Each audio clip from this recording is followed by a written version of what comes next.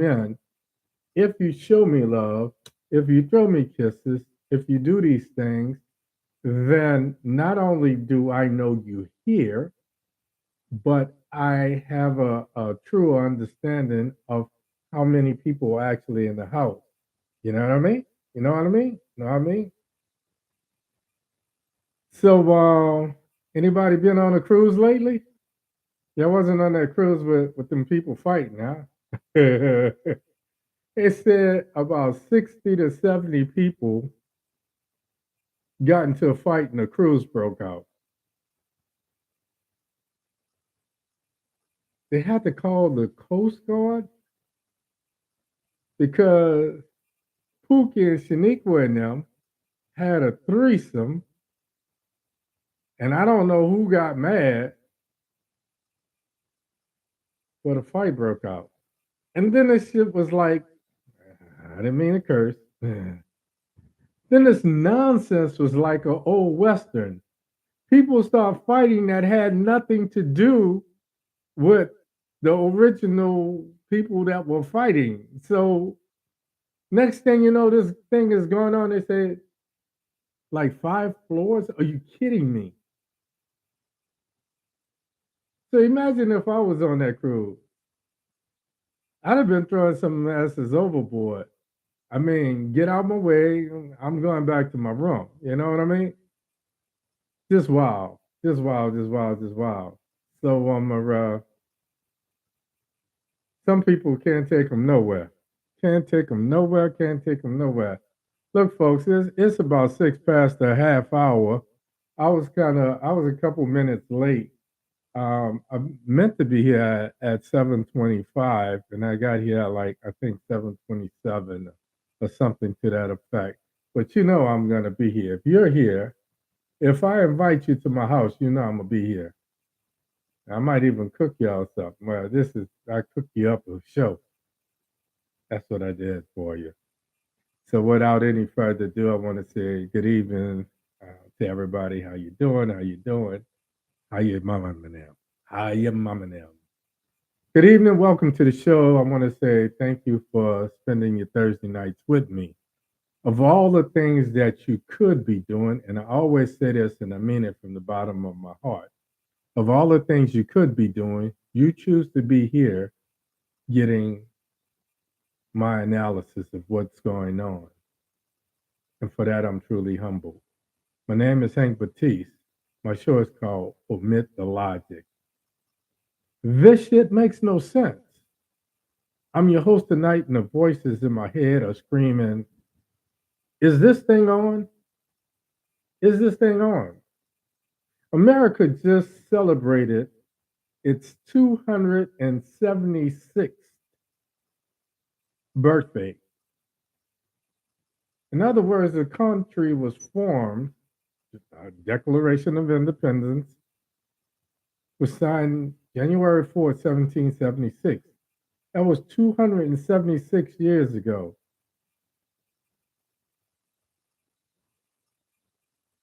And for the last year, it seemed like there's been more turmoil than it was in the infancy or the beginning of this country. Some black folks don't want to recognize what's going on. Some black folks don't want to recognize the 4th of July. This 276th birthday was a fiasco in more ways than one. Some black folks, since we got Juneteenth, they say, oh, we'll celebrate Juneteenth. We're not celebrating the 4th. I said, well, there were a lot of people. One of the most noted was Crispus Attucks, or Tux, however you want to say it, tomato. History says he was the first man to die in the fight for freedom in the American Revolution. He was a black man in Boston. Obviously, he had just parked the car at Harvard Yard. No, there was no Harvard yet. And I make jokes about it because there is not a holiday in this country that we should not celebrate, especially if it has something to do. If the only way we're going to celebrate it is because we're free, because no, no, no, no, no, no, no. Juneteenth didn't make us free. The reason for Juneteenth is because even after being freed, after the Emancipation Proclamation, so many of us didn't know we were free. And what I say to you now, I did a little quick video in my car on the 4th, and I say happy 4th or whatever. And some people got it and some people didn't. And in the end of that video, I gave you a precursor to tonight's show. I said, wake me when we are free. Juneteenth didn't do it. The Emancipation Proclamation made it legal for us to be free. But we have just as many people who chose to stay on the plantation because for them, that was an easy life. That was the life that they knew. So they were so petrified, they were so paralyzed in their quest of freedom that they decided to remain slaves. What I say to you, I think the same thing exists today. So I'm gonna celebrate in my own way. I'm not gonna celebrate in the traditional way. Well, let me not get ahead of myself. 276th birthday of this country's freedom. And it was a total fiasco. Did I mention that there was another mass shooting on the 4th of July? Yep. We might talk about it, but not the way you think we're going to talk about it. But I'm going to say this again because I've been giving you guys a little bit of a countdown. 124 days till midterm elections. And the reason I keep saying this is because 2 weeks ago, everybody was pissed off. They were angry. They were ready to run to the poll. They wanted to vote. They wanted to impeach Clarence Thomas and those other 5 knuckleheads that voted to overturn Roe v. Wade. And here 2 weeks later, the dust has settled. You're not so pissed off anymore. 124 days. How do we keep you engaged? How do we keep you pissed off? How do we ensure that you make the right choice? Last week, I explained to you what the difference was between a republic and a true democracy. Even in this republic, with all the Trumpublicans and Republicans and Republicans, how they have stacked the deck and marked the cards so that they could win.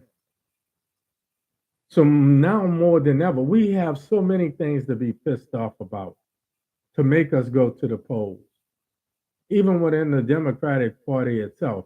And let me just go on record.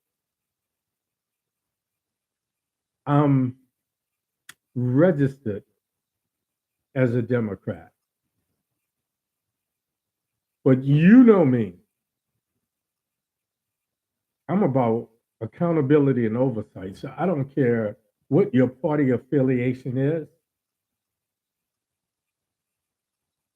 I'm registered as a Democrat because that's the only, the lesser of the two evils.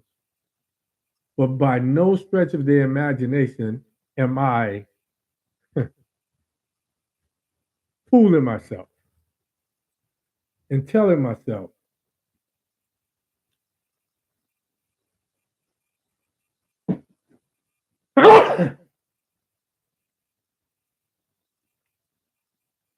excuse me, by no stretch of the imagination am I fooling myself or telling myself that the Democrats work for me. But I tell you that I am active in making them work for me. Because that other party, the party that was once of Lincoln, is now the party of Trump and other hate mongers and other domestic terrorists and so forth and so on. And even though we have some folks, I done got so far ahead of myself, I just kind of blew my whole little pattern. But this is where I am tonight. So let me back up. Tonight we're going to talk about that, if you haven't already figured it out. We're going to talk about elections. We're going to talk about this upcoming midterm election. We're going to talk about we as people of color. We're going to talk specifically, not just about Black folk. I always talk about the haves and the have-nots, because the one thing that 90% of us have in common is we don't qualify for those tax breaks. That's reserved for the richest 1 to 10% of America. So if you don't fall in that category, we may have a little bit more, but we are still a have not. Don't fool yourself into thinking otherwise.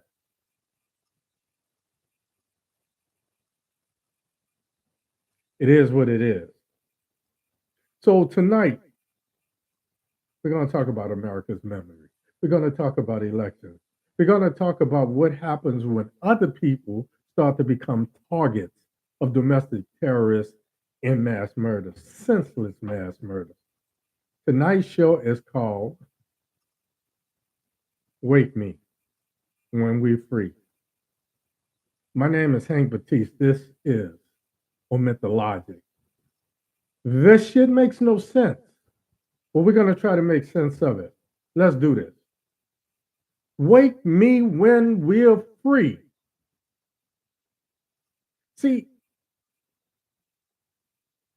we're too quick to either forgive or God is in control. My spirituality must not be like your religion, because my God gave me the power of choice.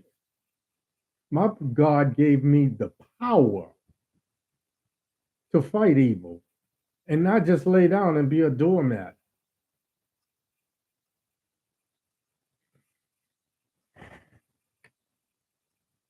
We have the power of choice. Roe v. Wade. Let's be pissed off about that. Voting Rights Act. Let's be pissed off about that.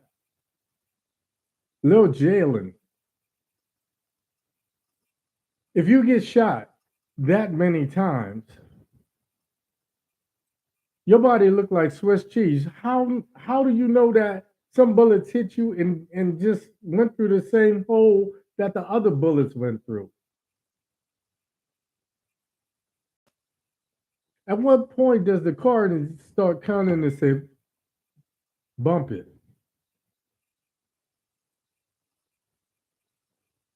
I'm just calling this number. That's close enough.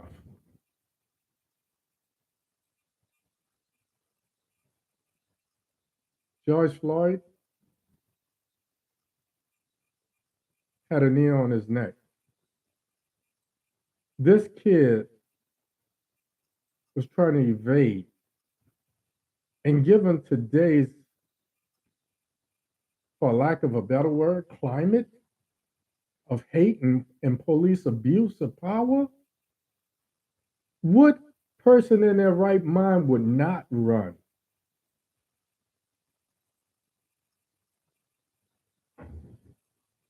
So black kids are dying at traffic stops. White kids are being arrested at traffic stops without incident.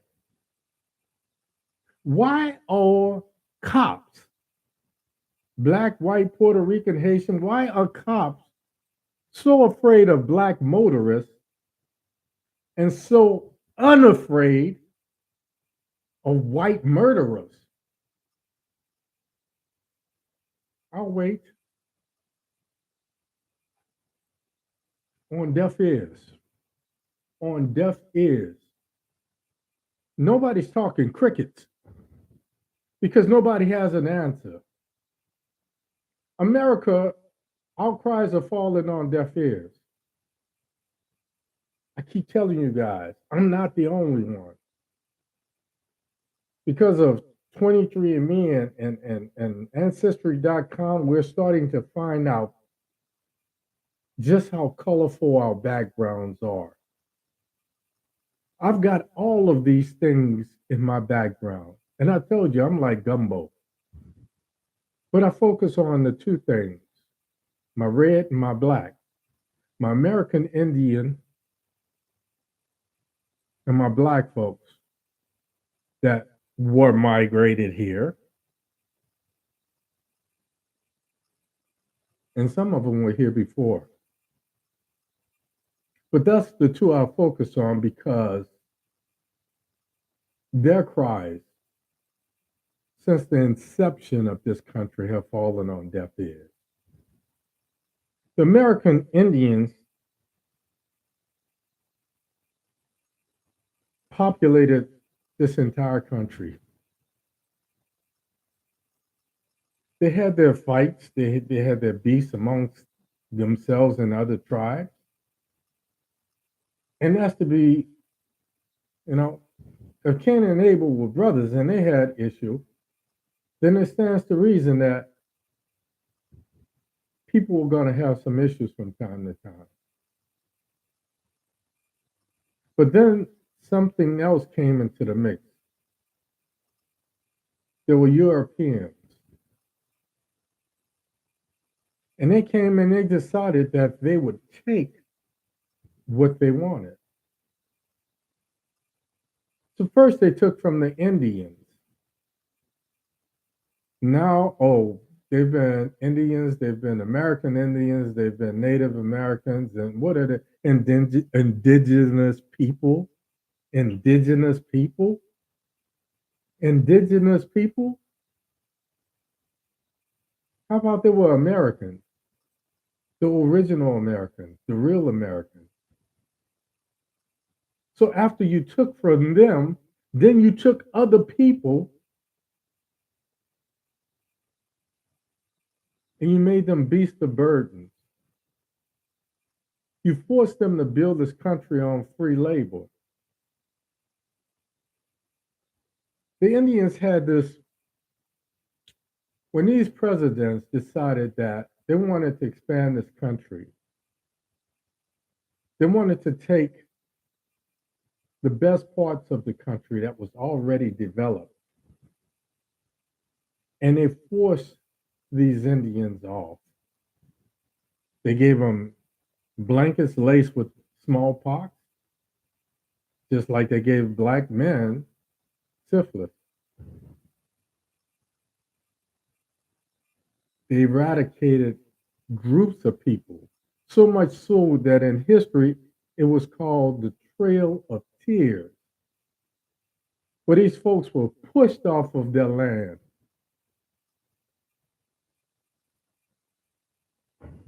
On deaf ears. And then when our others were brought here in bondage, they were beaten in the Middle Passage. They were thrown off the side of the ship. They were raped. They were scalded. They were boiled in oil. They were tarred and feathered. They were lynched. They were shot. They were hung. Their cries fell on deaf ears. So when I say wake me when we're free, when the last time you went to the grocery store, I bet you looked over your shoulder. I bet you every time you see a little white kid between the ages of 16 and probably 30,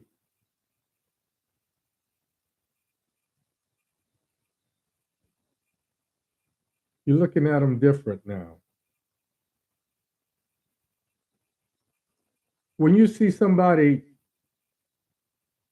start to say F Biden and Trump 24, you look at them different as well. Is that what freedom feels like? I don't think so.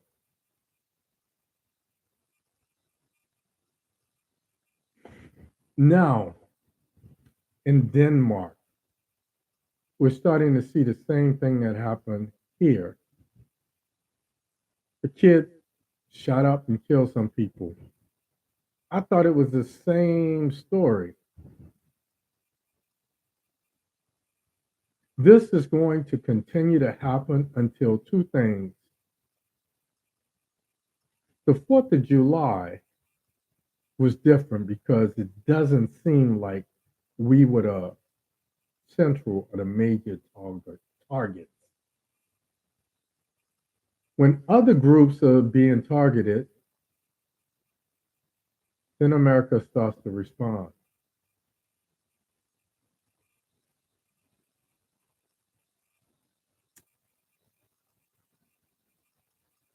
This kid's dad supposedly ran for mayor. So I'm going to take that back. I'm going to say three things. A, the parents have to be held responsible because this kid learns this hate and this radicalized terrorist notions somewhere.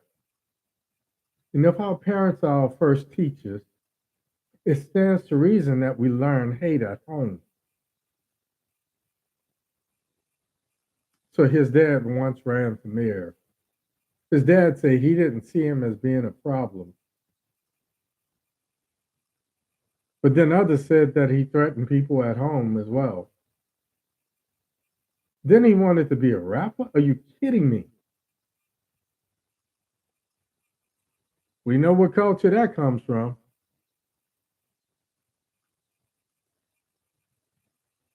Parents have to be held accountable. That's number one. Number two, we have to do away with this mental illness defense. Shit, I've got PTSD so bad now, and so have you. I've got PTSD from things that happened in the military. And then I have this PTSD that I talk about because I'm an independent Black thinker. I refuse to subscribe to a life of secondness. I refuse to reduce my spirituality to a religion that says I should be a sacrificial lamb for anyone who wants to take rather than work for to have their own. So we have to do with that away with that mental illness defense. That's number two. Number one, families and parents have to be held accountable. Number two, no mental health. If you plan something, if you go out and you wait all of this time, from the time you're 16, 17 to you're 18, and then you save up the money My name ain't Perry Mason, but that sounds premeditated to me. So we have to do away with that mental illness. And number three, and most importantly, and now that it's starting to happen to other people, it's going to be easier to make happen. Number three is hate crimes have to be noted as a capital offense and carry a death sentence. I'm not talking life without parole.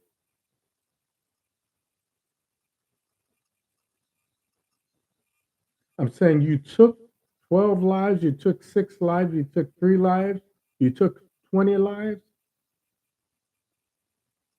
God forgive me, but you only have one life to give us back. Number one, parents have to be held accountable. Number two, no mental health defense. Number three, it's a capital offense punishable by death. And I promise you, I could throw number four. Every time a cop brings in a murderer alive and kills a black motorist, they should be kicked off the police force.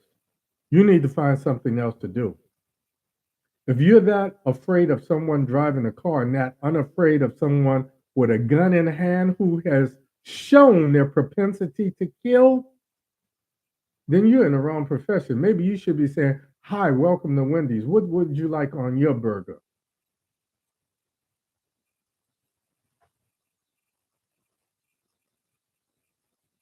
It's the last thing I'm going to talk about, and then I'm going to get out of here. Roe v. Wade, Black Lives Matter, voting rights, John Lewis. Every time a black kid gets killed by a cop, and so forth and so on, we up in arms. And then as long as it's the news cycle, we rant and we rave and we rattle our sabers, we shake our fists, we scream things like no justice, no peace. And then when it's no longer popular, we forget about it. We get on with our lives. See, America as a whole, and black people specifically, have short-term memories. Brown people act just like us. Because the third one I didn't talk about, see, we talked about the American Indians, and we talked about those black slaves that were brought here. But we didn't talk about the Mexicans who were indigenous to this country as well. Before we took Texas and California from Mexico, we didn't talk about that. But the one thing that the Mexicans have in common with black folks is they too have very short memories. So people of color as a whole, we're quick to forgive.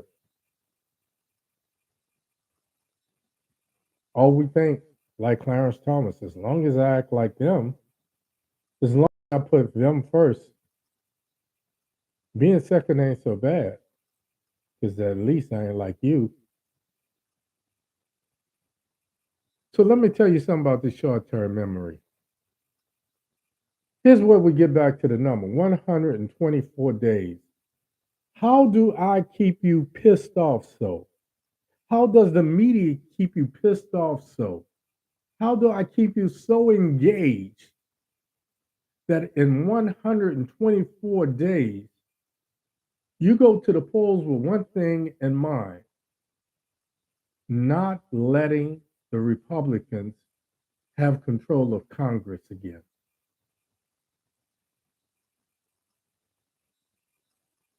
because that's what we have to work on.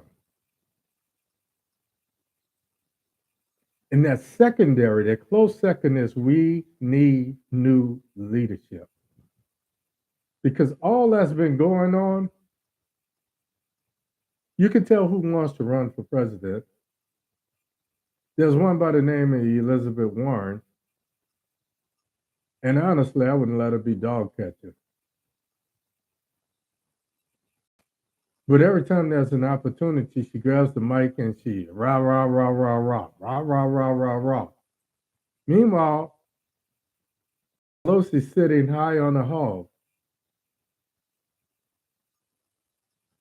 Imagine having a leader that says, you know what? I failed you. I'm taking ownership of this. I'm going to prove to you that I'm worthy of your vote, of your confidence.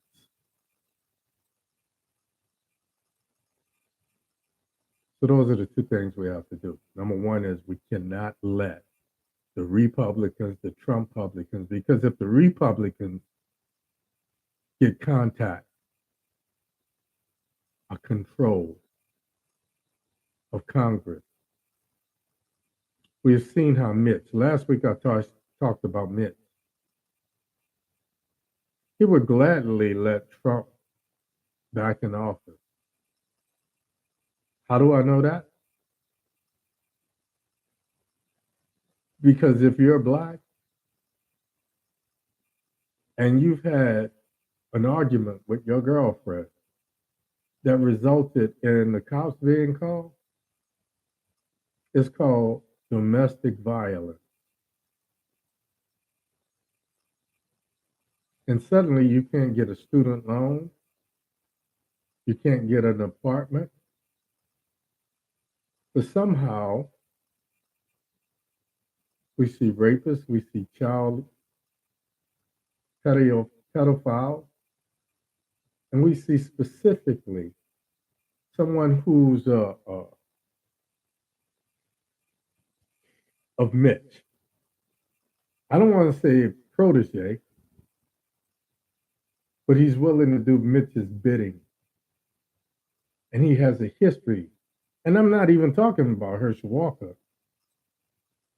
Herschel's white wife said that he grabbed her and put a gun to his head, to her head.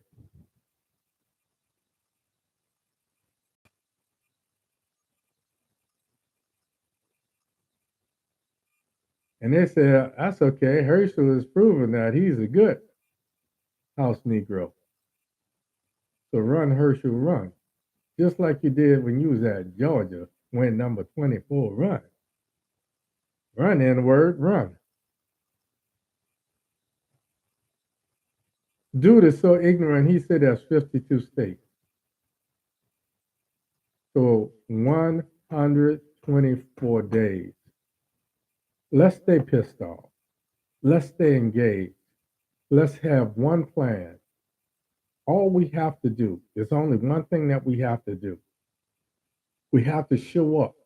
We have to overcome whatever adversity lies ahead of us to keep those Republicans and Trump publicans from taking over the Senate and the House. If you're serious about Roe v. Wade, if you're serious about this nonsense that's going on in the Supreme Court, the easiest way to fight back now, let's keep them DIM, Ocrats, Ocrabs, Ocraps. Though, like I said, I admit they're the lesser of two evils.